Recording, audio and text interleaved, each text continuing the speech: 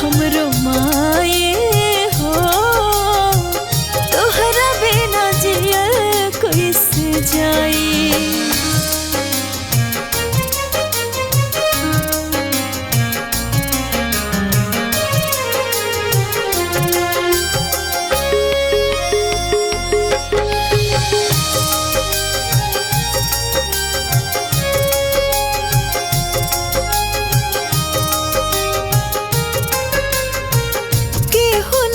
समझे हमरा दिलवा के दुखड़ा, कैसे दूर करे हम करे जवा के टुकड़ा।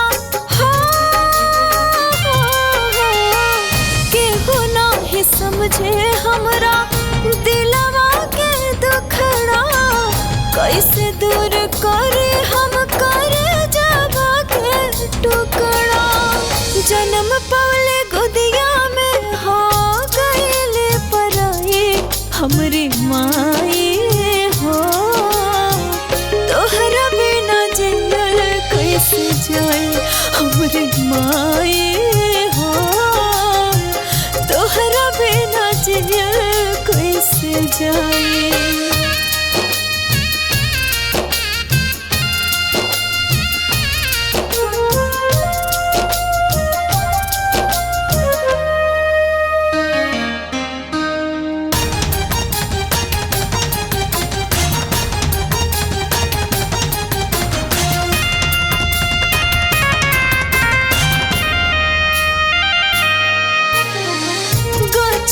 से होके पर छाए ना दूर हो, कैसन बहालत हम बानी मजबूर हो।